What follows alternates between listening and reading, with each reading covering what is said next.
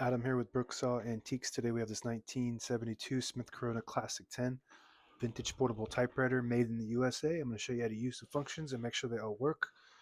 I believe the official color is antique gold. Very pretty. Up top is the adjustable paper guide. This helps you guide the page in straight. I'm going to line that up with the edge of the platen, which is the main roller that feeds the paper. This is your left margin. I'm going to set that around 2 or 3 and the right one around 75. This is the paper support arm that flips up from the back.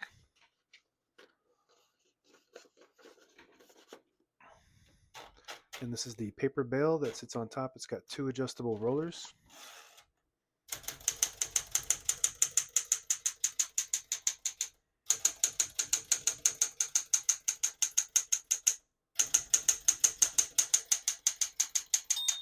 Once you hear the bell, you are at the end of the margin. Hit this line space, get you back to the beginning, and skips 1.5, or 2 spaces.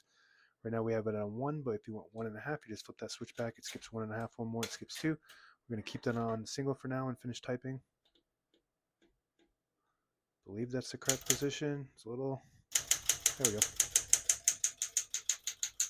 And as you can see, all the keys type nice and none of them skip or stick. I'll type a sentence in red on the next line and switch from black to red. There's a switch on the right side here. Flip that down to the red indicator. It prints the bottom portion of the ribbon. When you have it in the middle, it doesn't print any ink at all. It just leaves the stencil for copying purposes. When you have it up top, it prints the top portion of the ribbon, which is black. We're going to move that down for red.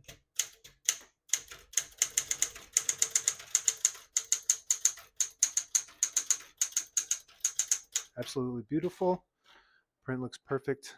Types like a dream.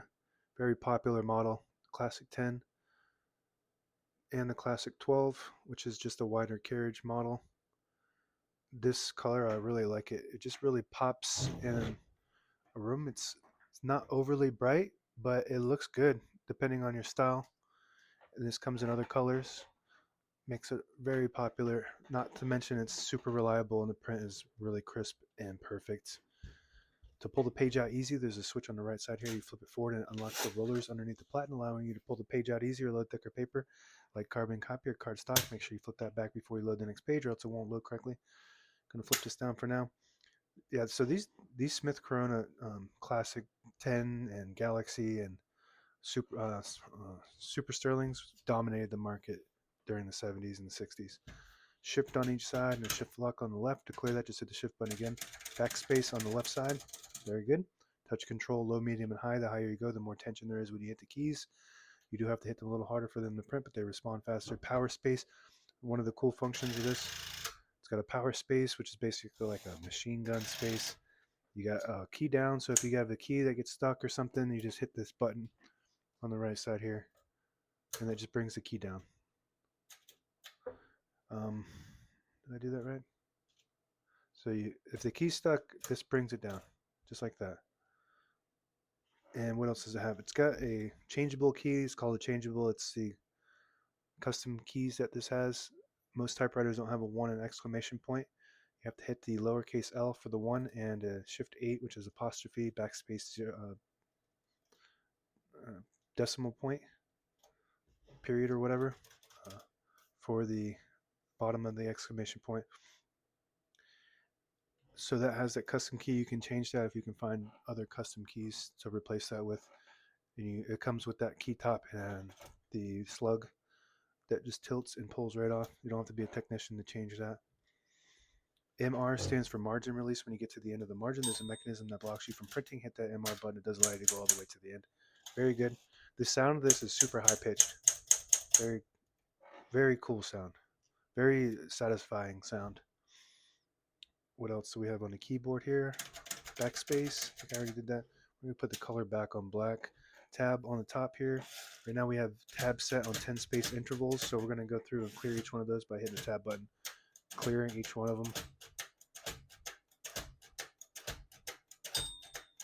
So now we shouldn't have any tabs, but I always like to set one somewhere in the middle so that way when you hit that tab button, it doesn't go slamming all the way to the end, causing wear and tear in your typewriter.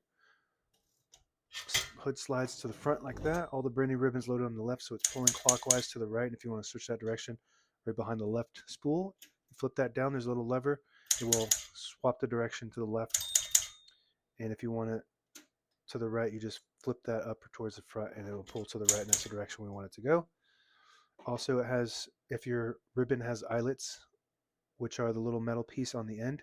Once it gets to the end, it'll pull either side of these little ribbon guides here and swap the direction automatically, so you don't have to change it until the ribbon's dry. Carriage lock on the front here. It releases the carriage and locks it right in the middle, so that way when you have it in the case, it doesn't bang around in there causing possible damage to your escapement, which is a mechanism that allows the typewriter to move one space at a time. To unlock it, you just pull the carriage to the right. It's got these hard plastic carriage release levers that are super comfortable, but they do break off on the bottom parts here all the time since they're old now. They don't make them anymore, so what do? You check out my shop. I have 3D printed ones that are really nice replacements, cheap, not cheaply made, but cheap in price. And those will replace these nicely. These are the originals. They're still good on this one. Both sides are really good. Super smooth carriage. Very nice typewriter. Really love this model and the color. If you push in the button on the left knob, it disables the spacing so you can get to an exact spot on the page. You let it go, you get the clicks. Each one of those clicks is a half a space. Same concept on the inside here. You flip that lever down, it disables the spacing. You flip it up, you get the clicks. And on the inside of the left platen is the page gauge. It just warns you when you're getting close to the bottom of the end of the page. If you load it right there, there's a notch right below the 11. You load the page, you set that to right there, and then you load the page, and as you're feeding it through, it'll start to warn you on the left side by inches in red. 2 inches left of the bottom of the page, 1.5, 1 inch, and that's the end. That's it. Now available on eBay or Etsy. Search Brooksaw Antiques.